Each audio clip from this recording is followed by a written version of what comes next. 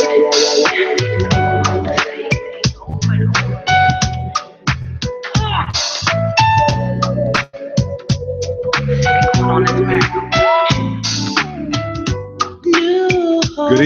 evening, and welcome to another segment of the New Black Leadership Coalition here live in studio at IntellectualRadio.com. The New Black Leadership, that's right, New Black Leadership, live here in the studio of Intellectual Radio.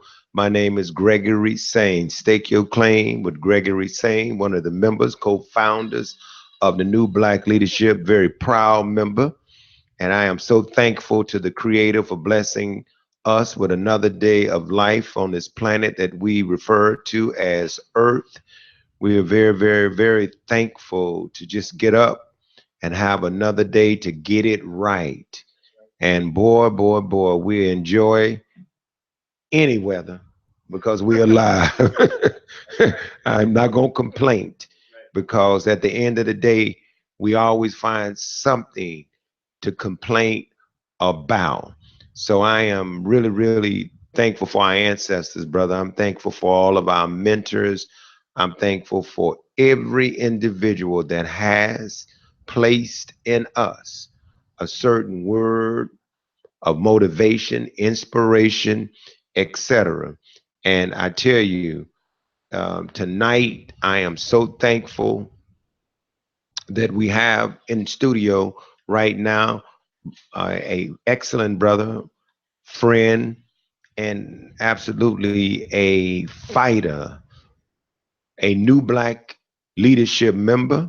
And this brother does so much, and it is so fitting, Brother Cyron Smith.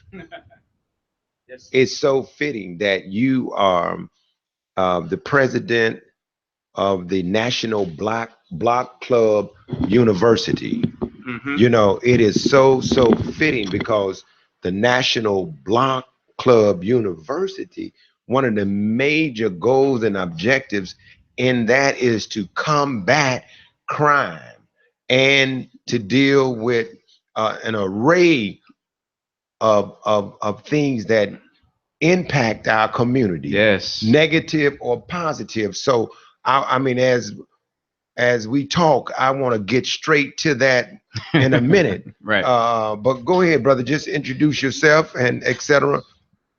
Well, first and foremost, I've been waiting to get here for a long time. Thank God for Minister Mike. He made certain that I committed a date, and I had it wrong, Minister. I had tomorrow, so I had the car reserved for tomorrow, and then I saw today. It was today. I said, "Uh-oh, I got to keep my word." So I'm grateful to be here. I've been watching you guys hold it down for a while, so that's awesome to see New Black Leadership. And I think too often, man, we're afraid to use the word black. It's been associated with negative stuff intentionally. So I'm glad to know that we are proud to put that out there. And then leadership. So for those who don't know, my name is Cyron Smith. Everyone calls me Cy. It's easy to pronounce. S-Y Smith. Father of four, 14-year Navy vet. Had a chance to travel around the world. That really, I believe, focused my thinking. That way I'm not just thinking locally, but across the spectrum of what we're going through. And grew up in Cabrini Green, Jane Addams. The old Candyman movie was filmed partially in our apartment, 1158 North Cleveland. Oh, man, so that was scary. I always tell the kids when I speak in the schools, I say, hey, y'all saw Candyman? And Philip Jackson for a long time, but now it's getting played out because the younger kids, this generation, they don't know about, Candyman. It's back in the 80s and stuff. But no, so I always tell people my passion is fixing and working on things. As a kid, I used to bring things in from the alley, and my mom used to say, quit bringing that junk in the house. But I love just fixing on stuff, and people would throw away black and white TVs that work semi-work, so I get in and work on it. And so it's fitting that God allowed me to work on these issues that's plaguing the black people here and abroad. Great. So I tell you, man, it is absolutely deep to hear you talk about the Candyman, because now the children would rob the Candyman and we don't get them together. Candyman be running from them. But listen, you in this block club, university block club, Mm-hmm. national Oh yeah. peace. Tell us something about that. But before you do that, I want to let folks know that our brother TJ Crawford is en route. So he TJ. would be here in the studio to join us in a few minutes. He got stuck. That traffic is rough out there. I don't know if it's construction or just people driving the way they drive, but nevertheless, we're going to keep it rolling until the brother get here. And it's so much to talk to you about. But I wanted to say this just right at the top. I said I was going to make just a bit of commentary regarding Of course. yes, sir, Speak on that. regarding this unbelievable, well, not just unbelievable, but timely roundtable. We calling it the United Black Leadership Quarterly Roundtable, and we want people to join us, activists and organizers. And it's on June the 24th. I know you'll be there. Yeah. I know you'll be there from 1:30 to 3:30. And we want all activists, all organizers, all of them to be. Why? Unity, our unity is more powerful than a nuclear bomb. And it's an opportunity for people who don't normally sit in the same rooms, don't talk, and even the Facebook activists and the social media organizers. We want you to be there because you have something to say. And I was reading a few individuals' posts today. And I want to tell those brothers, I know you're watching, because you would be remiss not to be watching and listening to this, because I want to just speak to you and let you know that we want you there, because this is about having one voice and one direction. And whatever you do outside of us getting together, matter of fact, TJ Crawford, you, Minister Mike, me, Ro Davis, Enoch, and Professor Dr. Kim Delaney, Professor Kelly, her husband. I can go on and on with the members. We all do different things. We all have a life, a family, etc. But what's wrong with coming together over your family house and sitting together and talking, chopping it up? And you still go back home and take care of your family. You still go back home and deal with whatever it is that you like doing and making a difference. But if you have a problem with coming together, then you either an agent or you say what you say out of ignorance. And because I'm going to respect you as a human being to make that choice and not beat you up right now, I'm just going to welcome you, because I want you to come. All of you all that want to be leaders, and those who are claiming that, and you are standing up in front of mics. I mean, you represent us, even if it's for your own self-aggrandizement. That's what you do. But we think accountability is necessary. We think integrity is necessary. We think sharing your ideas, your strategies is necessary. We think just coming into the room, and we want the old leadership to show up. We're going to show them respect and honor like we would do anybody. And this is not us against them. Right. Now, if they really are true leaders and are not egotistical and think it's all about them, but not as much ego. Right. I think it's the degree of ego everywhere. So. Right. Well, as long as they don't bring their super, right there, you go. Right. Ego, so. The id. But even they, when you hear a message like this go out, a call like this, everyone should be there. I don't care if you are a Hebrew Israelite. You could be a businessman. You could be in the Nation of Islam. You can be a Christian. You can be whatever. You can be a this or that. if you claim to be a leader, you should be in this room. The talk is up. The talk is up.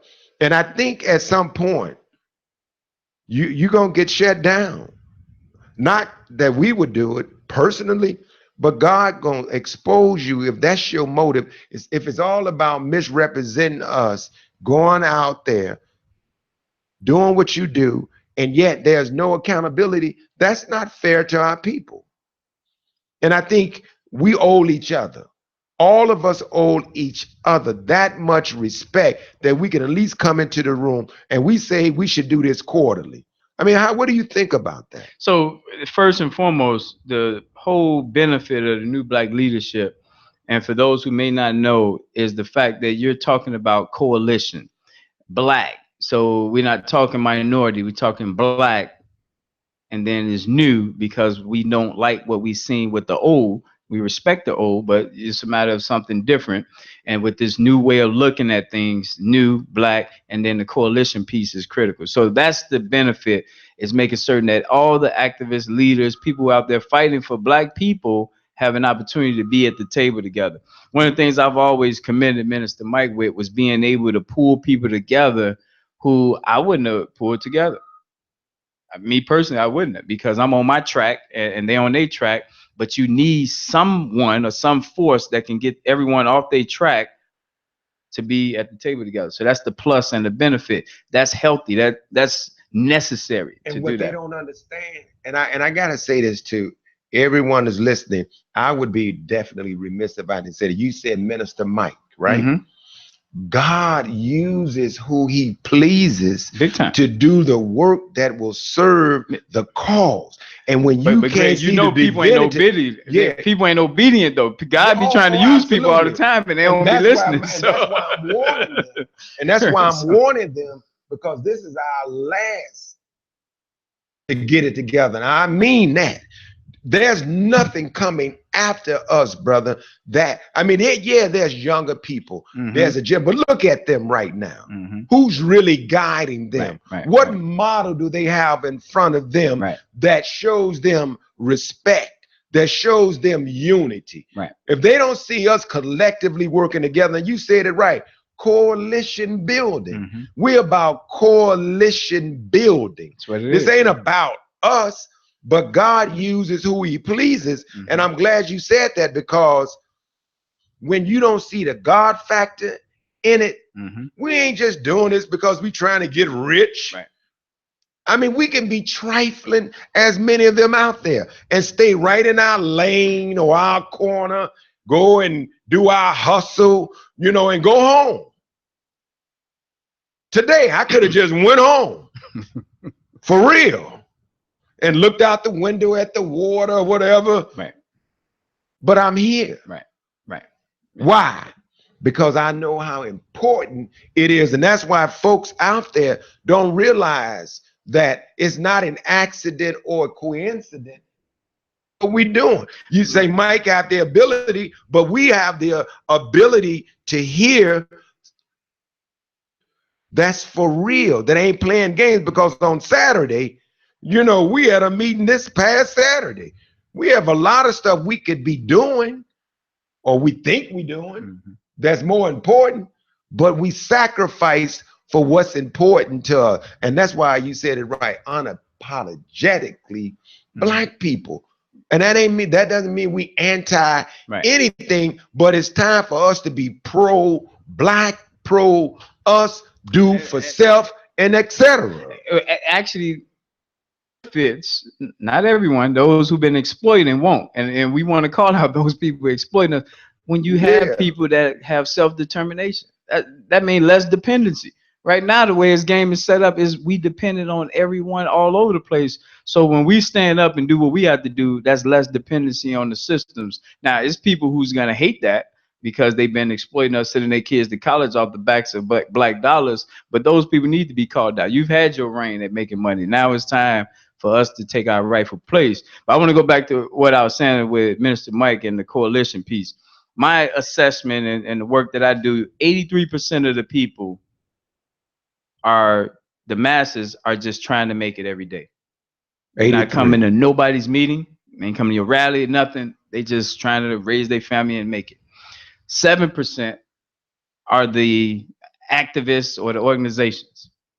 And then 10% are the religious, I ain't gonna say gangbang, but the people that's caught up on worshiping whatever they deem as they God. So when you put that together, majority of the people aren't in none of these circles. And when you go to these meetings, you see the same recycled group. You see the same people in these meetings. Why? Because that's the 7%. It's the same people going from meeting to meeting to meeting. And so the benefit of the new black leadership for me is I put 1% of my energy into the 7%. Because what we're doing, we're knocking on doors. So we're going after the 83%, but you do need someone who can corral the special interest groups, which are the organizations. And that's what the coalition is doing. It's getting all of these groups that's out there doing something and getting them in the table together. So to me, it's necessary and needed. So we do need to make sure that we have these quarterly roundtables. We need to have semi or, twice a year retreats as well. But for now, the coalitions is, the quarterly is good. Now, what I will say, when we pick the date and the time, though, that's something that we're gonna have to work on, but we'll get there. Right. And I think that's his cell phone went off right there. I don't know if your battery or it's just went off, but we're gonna keep going. Now, it's one of the things that I wanted to mention to you is the young man, the young lady, and just various other young individuals out there. They live on somebody's block. Heck yeah. And from your and then from your from where you stand, how do we deal with reaching? Because I heard over the air some other folks talking about it. That was going to be the conversation of the morning, and then it'll go away in terms of addressing violence. How often are we going to continue to go down that road and nothing happens afterwards? Or the privilege, the marches, everything has its place in my estimation. But we got to know, like, when you put all your faith in that, it can hurt us. I've had people, when you engage them on the block, they like, yeah, I heard that before. Y'all came through. They group all of us as y'all. Y'all came through promising you're going to do X, Y, and Z, and then I never see you again. Why? Because the grant ran out on that group that came over there. So now they not over there no more, and it hurts the people who's out there without grants engaging people. But to me, the big picture is this. At the end of the day, how are we going to help people achieve their personal goals? And if we not organized the right way, then we can't do that. If someone want to be a carpenter, how do we help them link them to your nephew that's a carpenter so that he can just go and do carpentry stuff? If that shooter wanted to be a carpenter that shot 9 people in North Lawndale and he was with a real carpenter working on carpentry stuff, he didn't have time to shoot. So it really boils down to how do we help our people achieve whatever it is that they aspire to do. If they don't have any inspiration, that means they need treatment because they've been beat down. So then we get them the treatment, then we go into inspiring them. So that's my view of it in a simplistic way. Brother TJ Crawford, in the house. Celebrate, commemorate, and collaborate. Yes, sir. Cultural Black Culture Week. I mean, I love it. I mean, celebrate, commemorate, and collaborate. And Brother TJ Crawford said, as a result of a group of individuals who were considered the hip hop, family, or individuals who were hip hop, that generation, decided to use that as a way to not just come together occasionally, but it's a movement. Yeah, it was, is, and I guess forever will be those individuals who just, love what hip hop stands for, be it from whatever perspective you come from, and you integrate that into your life and how you go about your business.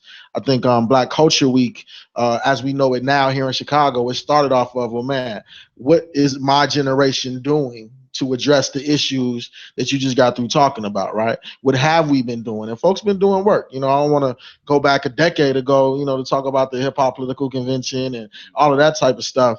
But just looking at what was going around, how can we come together, and one, celebrate one another, right? Commemorate where we've been as a people and understand that we've had struggles that have led to victories, right? Be they short-lived or long-lived, but that we still are kind of reaping. We're living in the creation of some of what that struggle has made for us as Black people, both here and in the diaspora.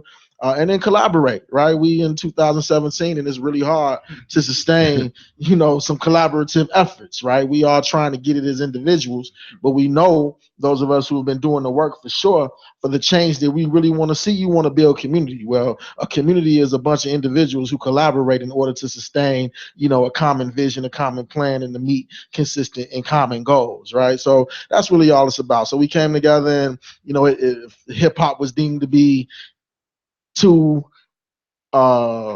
focused, for lack of a better word, in terms of how some might gravitate towards it or away from it.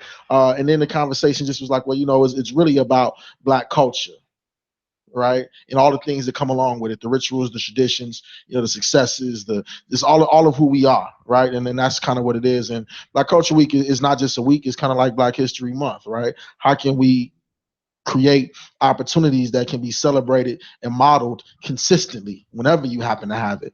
But because you got Tupac's birthday, because you got Juneteenth, because you got the leaders gathering on the 24th, because June is also Black Music Month, it just kind of made sense. So how can we begin to celebrate something that we should have been celebrating at a different level for a long time, which is Juneteenth and the Ma'afa? That's right. So folks came over, they died, they found freedom be given to them, bestowed upon them, or found for themselves. We need our own holidays and rituals that we just celebrate being Black and all that we've come through and what it is that we're doing now and where we're going. So I'm excited about it. And hopefully I know others are as well. Hopefully we'll continue to spread the word, and we'll be able to do those three things beyond June 16th to the 24th. I gotta celebrate the work of Brother Cy Smith and the things that he's been doing for at least the 15, 16, 17 years that I've been knowing him, right? Been having a blueprint to be able to uplift communities for a very long time, and at levels that he probably wish could be more, but that blueprint has been successful in empowering and putting individuals in place to make things happen. Yourself, Brother Gregory, I got to celebrate you and for the things that you've been doing. Minister Mike and everybody that we got here, right? We need to commemorate, identify the successes that we've had, and then I guess kind of we want to ritualize those things, right? Yeah. Document it. And part of the ritual was taking a physical act that helps your mind register the importance of the action, right? And the change that it was created and the steps that are necessary to bring it about again, right? So that's the commemorate part. And of course the collaborate, which I just kind of went into. So hopefully we can do this consistently and create a reality in our communities that we all seek and desire, and we have that reality somewhere, right? But just how can we broaden it so that more people are impacted by it? I love it. Let me say this, and people don't realize this. In my estimation, Chicago is the most difficult city in this country to organize. And what he just said is key, because TJ, I remember I had the young girls working on the West Side, and they hated doing community work, but they loved the hip hop scene. So TJ had E2, and that was the only way I kept them young people, was going to E2. Was it Thursdays? It was. Without that, I wouldn't have had them. But that kept them doing community work, because they knew they was going to go to E2 and see poetry and all that. So TJ been out here forever, and like you said, we got to celebrate. And deep down, it shouldn't even be no meetings. It's about celebrations. And when you celebrate, you go meet. You meet, as what I mean? It goes together. So that way we can honor and get people away from preaching to the choir. Because I know what I know, you know what you know. Now let's honor each other. It's funny, man. I came back to Chicago in 2000, right? Born and raised, but went away to school, military school, and then Morehouse, and then stayed down there. And when I came home, or let me say that when I was in Atlanta, it wasn't nothing to go to City Hall. and the Hosea Williams of the world and all of the civil rights icons that, I happen to be blessed to interact with and do work, and not necessarily be, put on a pedestal, but to be supported. That's right. And put in position of power, or at least influence, right? So, I bring my happy-go-lucky self back to the shop, talking about I don't want to do this work, where I'm not from. Let me go back to where I came from, right? I'm born but lived most of my life in Shaw on the South Side, 72nd Exchange, South Shore. I'm like, let me come on back home, because this is where I need to do. Man, dude, it's 2017. I'm just healing. You know what I'm saying? I'm just healing from that young whip in the shop put on your boy. Man, I'm just healing from. That's why I got all this great now. That shot tail put that stress on you. But we still here though. Here, by the grace of God, we still got the breath of life. Our heart's still beating, and we just as passionate and more, have more wisdom, and intelligence that we can apply to have victory. Right. So now it's just like, hopefully I ain't, scarred too much where I can't build with my brothers and sisters. But now we can apply it at different levels. So that collaboration piece is super important. How can we really link arms and link ideas, develop them resources so that we can go where we know we should be? Right. You are unbelievable strategist, brother. You sit at tables and you would be quiet, and all of a sudden when you open your mouth, next steps is really about the end game. And you think about everybody inside of that room. How is this going to benefit them? How would this affect them, good or bad? And you're very inclusive, but you're a strategist. When you wake up in the morning, brother TJ, and you too, and you hear some of the narratives about crime and stuff that we hear all the time. What's the real distraction from us fixing what's wrong? Plethora of stuff, but then it boils down to just something that's keeping us control of our lives and our community. What is it? What will it take? And I believe the new black leadership personally, but you tell me, what do you think is going to get us there, and will we see it in our lifetime? Yeah, I think we're going to see it in our lifetime. I think we see it in our lifetime. I just got through saying that some of the things that we are looking to create on a larger scale, we already have, right? So even if this room is just an example of leaders who are coming together to both collaborate, share, build community, and create something that's going to have a greater impact on others, even if it's just right, that's tuned in on Facebook or just as part of our, internal community. It's happening. But how does it happen on a more widespread level? I think we got to heal, brother. You know what I'm saying? We hurt. We are hurt individually and we are hurt collectively.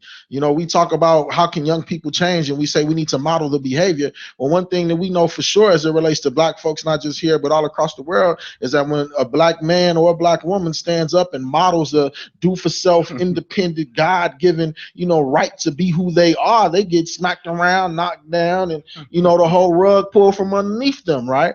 And most times because there wasn't a community that was strong enough to sustain them, or when they stepped into leadership, they got separated from the community in which they were a part of for a number of different reasons. And now they just kind of left out there on their own, and they end up, flailing and falling off, right? So when people get up and they see that, it's like, man, what does it really mean?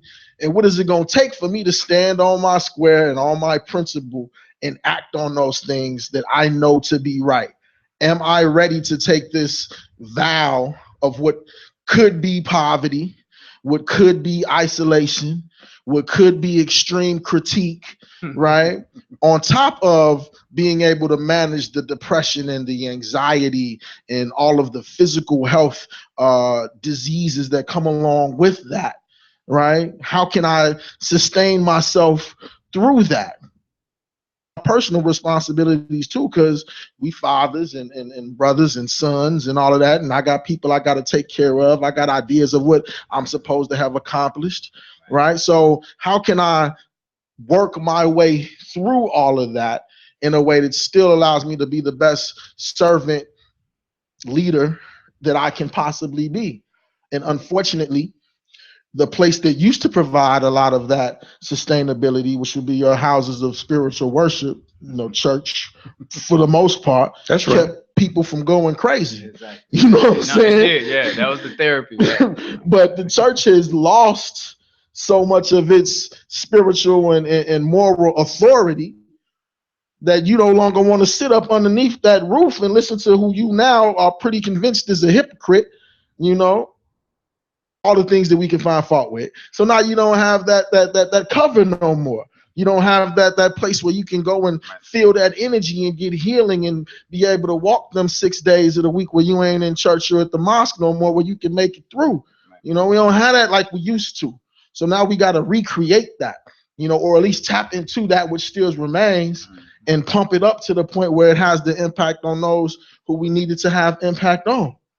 Wow. Big time. Wow. Go Yeah, ahead, no, I mean, he hit on all the points. Huh? So, and I think from the going back to that model of the masses, since from my perspective, most people aren't coming out. They're not going to your church. They're not going to no meetings.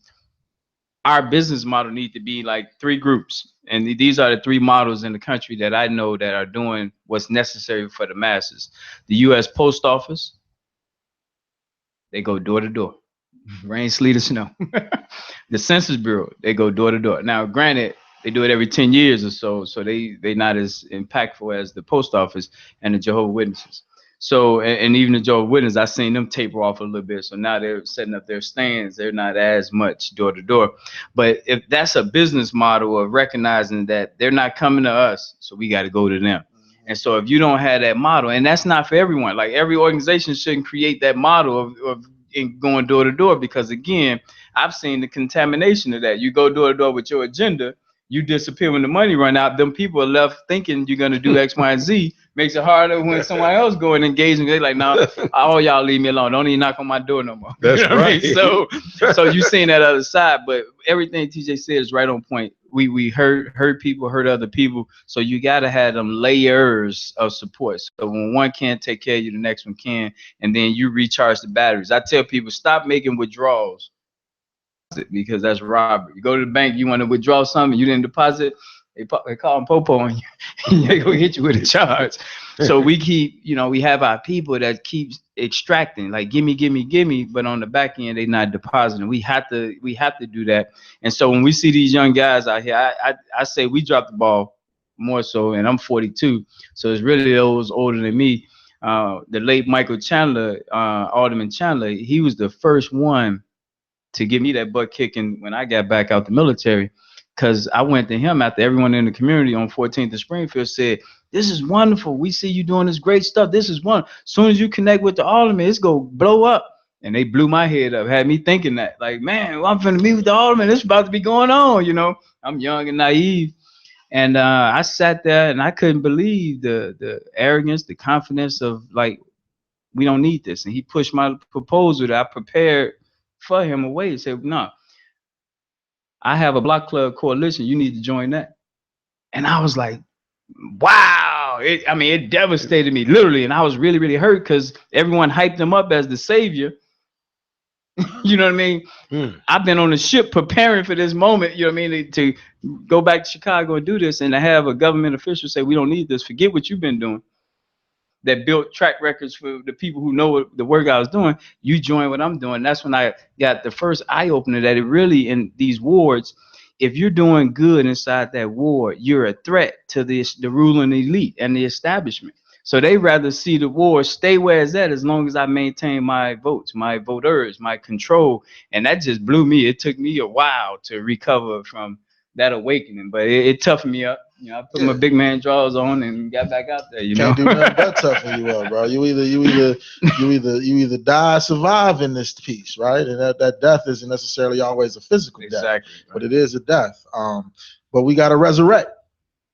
right? We got to Never give up. dust ourselves up and recognize who we are and whose we are, and who we all are, right?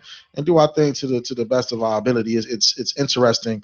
We always talk about organization is key, right? But Chicago was one of the most organized cities there is in the world, and you recognize that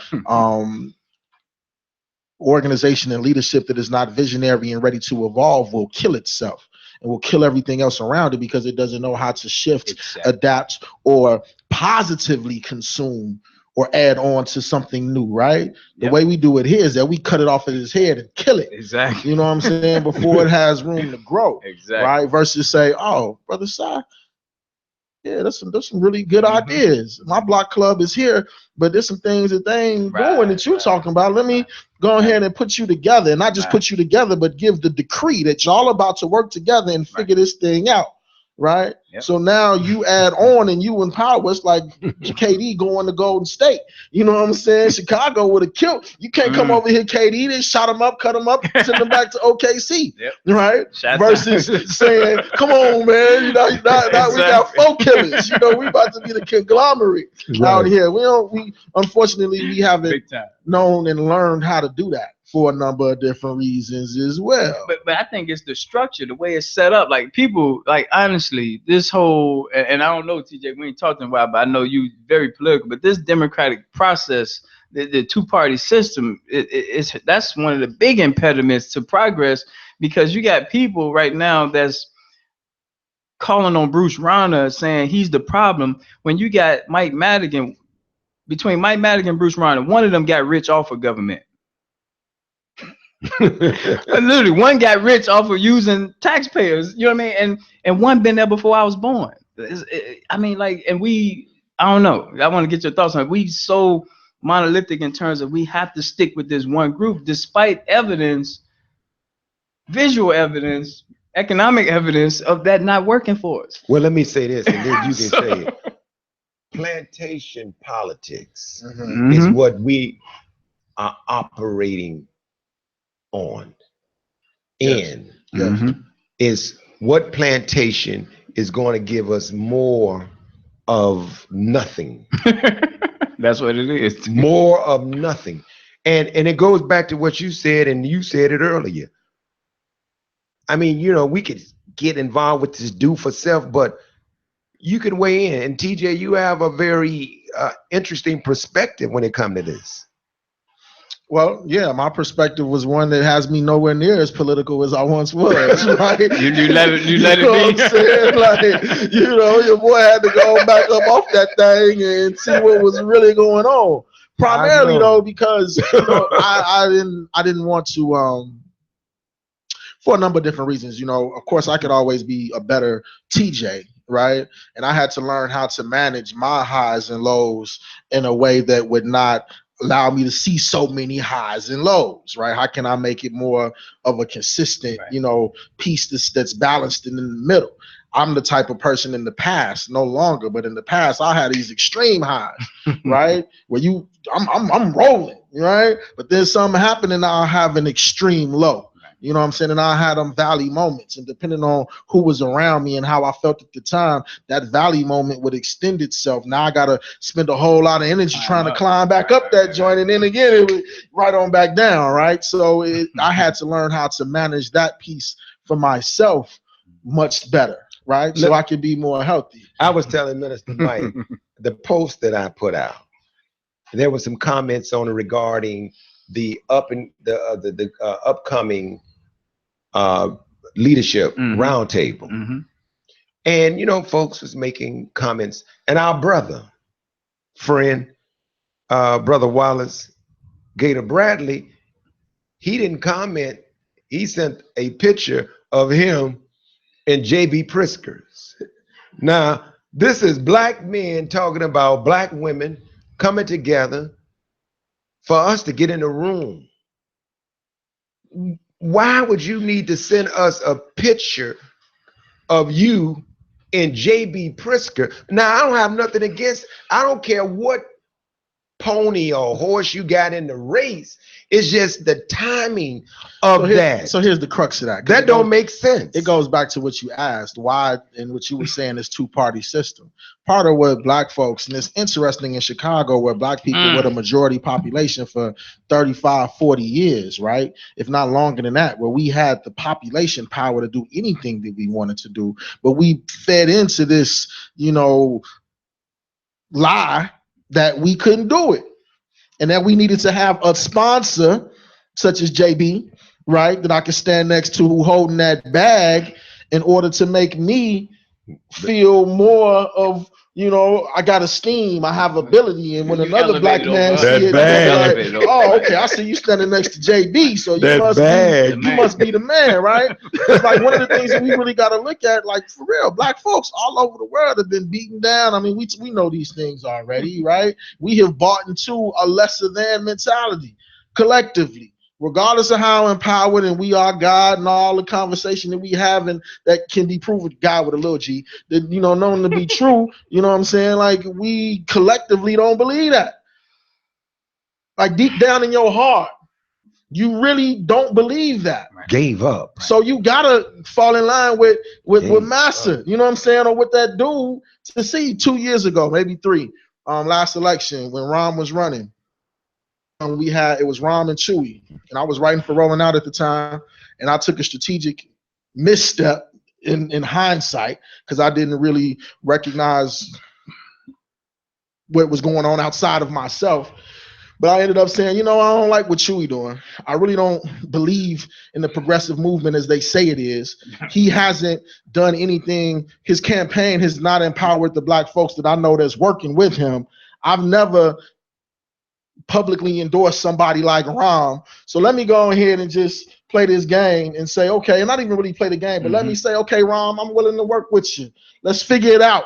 I did that, wrote that in the piece that the community saw, and just when they saw that piece, it just for a lot of people, TJ, what you doing? Like, you know what I'm saying? I went from here to there automatically, and I thought because of what though? Because I said this is why I might vote for Rom. Okay. So no, I said this is why I will vote for Rom in this election, right? So I thought strategically that people who know me and they know my work, they actually gonna have to say, well, it must be something behind that. Let me get to T and holler at him, and we gonna do our thing. If Chewy win, I know all of the people who are progressive, they gonna be in his camp, so we gonna be good. Traditionally, ain't nobody over here messing with dude who thinks like us. So let me come over here and still be me, and still understand the game that we playing, and hopefully this will work out. Can you say that again? Still be you. Yes, you sir. You can get in the room with anybody. It don't make a difference. But you don't sell your soul and your people out. If you are in the room with Mayor Rahm Emanuel, I'm in the room with all of them. Know that I'm about black folks. But you know what? I'm about the poor. I don't want something for myself and then I'm faking and acting as though I'm a fighter for black people. You mentioned earlier, there's some brilliant anointed preachers out there, but they become punks with their anointing stuff. And now all they do is entertain. They go into rooms. They don't have to do that. You can go in a room with whoever, Rounder. You can go in a room with Kennedy. But what you going in a room for? Exactly. People in our community still gonna be suffering. Are you involved in creating opportunity and jobs for them? Or are you getting just something out of that bag? A kibble and bit. Yeah, and then it's about you. Hell, long as you keep your integrity, you go in a room with whoever. See, that's the thing, though, brother. Most of them scared. This is the damn lion's den right here. You got to be a lion to talk about a damn den. But that's the thing. Not only are those leaders scared, the people who project that distrust are scared. So the things that they see that are negative in you are oftentimes the things that they see are negative in them. So their response to you don't really got too much to do with you. It's got everything to do with them. And the same thing what you just said about you endorsing Ron. I made it clear during that election. I'd rather roll with the enemy I know. Enemy who I know got influence that will motivate a whole nother group to take over At least I know I've calibrated my guns against my enemy here. Now I got to go recalibrate a whole new set of guns that might come from any perimeter because they all over the place. And that was the whole thing. The Latino community is in much better position to take advantage of opportunity than black. So why would I empower that and just have the onslaught happen? So I prefer Ron. Even to this day, I prefer Ron over Chewy. And it's because I see the race-based opportunity being given. I was just on 63rd. People can go to my Facebook on 63rd and West and Ashland, and the Latinos was doing the curb. So I wrote the window. I said, hey, man, I said, can any blacks do the curb? You know, I said that. And the one first guy looked, he said, I know you ain't understand it. So the one in the orange vest, I got this. And he charged up to the car, like literally was coming. He's like, what? I said, any blacks qualified to do the curb? And on my Facebook, I'm live, so people can see this. He said, no, they need to apply. They're not applying. And I said, I doubt if that's it. Then the police rolled right up, and someone in the police, whoever that is, I hope they say what it is, like, what's up, Si? And that threw me off. We was blocking traffic, so I had to keep going. But I was upset that he felt comfortable on 63rd and Ashland, in the heart of the black community, to run up on the car. There's 3 black men in that car and tell us that black men ain't trying, that we not applying. And what I say to my Latino friends, I got a lot of Latino friends, whatever religion you believe in, you should care about people. That's right. So when you got a group of people that's being isolated, starved, and exploited, and you don't care about them, it's about me first, how can you expect me to roll with that? Like, I can't roll with that. You got this group of people, the most homicides, the health issues, you name it, they losing their territory, their land, and we supposed to be like cool with that? How can we coalition? How can we have a coalition when you benefit and I'm not? That don't go together, you know. And we gotta get to a place where we're not afraid to say black. You know what I mean? Like, make the coalition. Once I see you attack the issues that your community is doing against mine, then I can talk about it, or be open to listening to some unity type stuff, you know. Yeah. And that just goes back to the purpose behind Black Culture Week. We got to celebrate us. You know, Dr. Bell laid out his 7 field principles, right, of how to deal with violence in communities. And one of the first things that he said was you got to rebuild the village. Right? You got to rebuild the village, and you got to increase the self-esteem of the individuals. Those are 2 of the 7 points, right? So I got to, make sure that my village is together, right? Or at least as much as it can be, even if it's tattered. Let me pull these tatters together, right? So that they can be seen working in a collaborative fashion. And then 2, let me breathe life into you. Let me remind you of who you are, so that you can see it. The young lady that shot them 2 little boys at the beach, you know what I'm saying? I know y'all were talking about that before I got here, but I'm hoping that people can recognize from that thing that it ain't so much the gang violence. Gang violence is real, right? But that shooting is indicative of a lot of the shootings that happen out here. Ain't got nothing to do with no gang violence. It has to do with the self-esteem.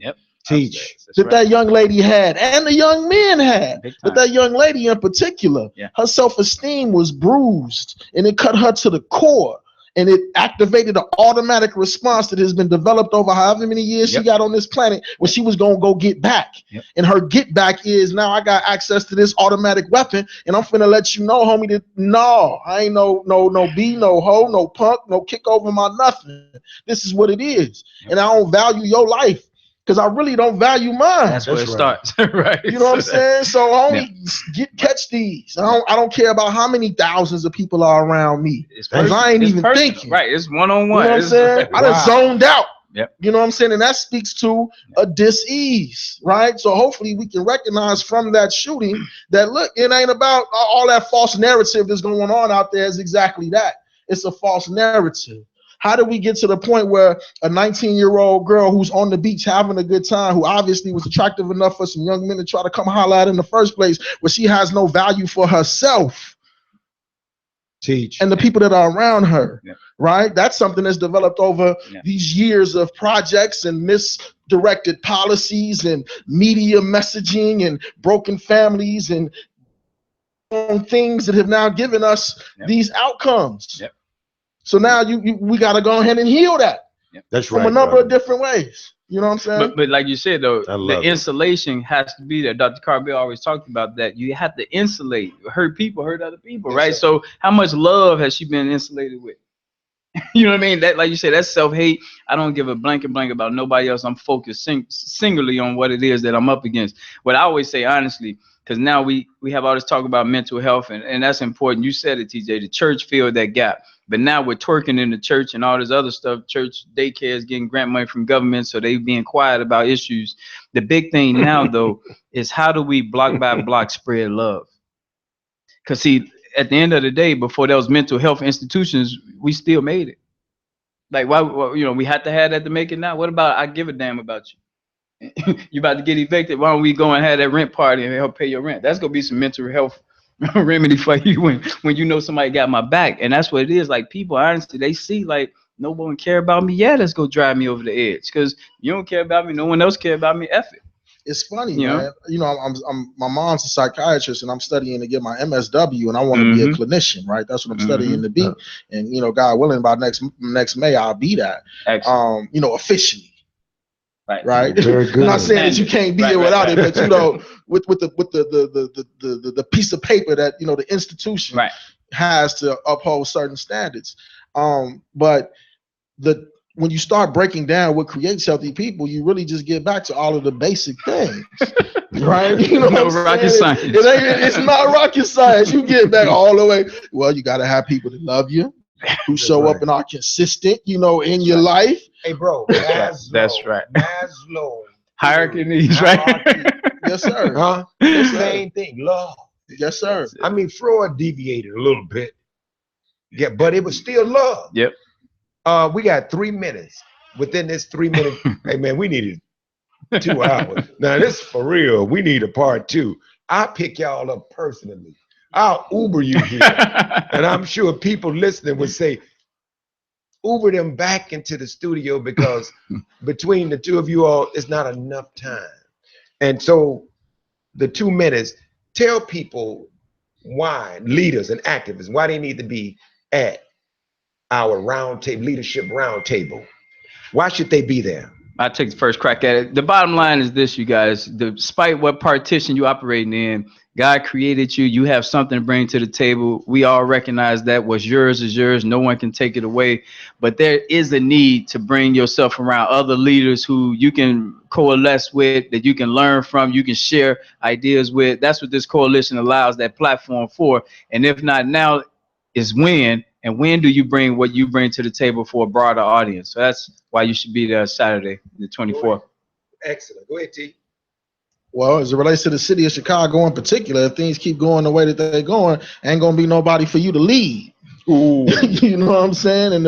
And those who you are trying to lead is gonna be a much harder and more uphill battle. So it is just outside of the science behind it. Science says that those of a similar element who have a similar purpose and similar mission are going to gravitate towards one another anyway, and they're going to move in an orderly fashion in order to sustain or in order to enlarge whatever it is that their mission is. That's just science. So not to do that is going against your natural state. Right. So let's be more natural and get rid of the ego and get around those who are like-minded and like-spirited in order to revolve around and enhance the way that we uphold truth and the way that we uphold our God self and our God knowledge. In man-made thing, bro, we are iron sharper iron, steel sharper steel.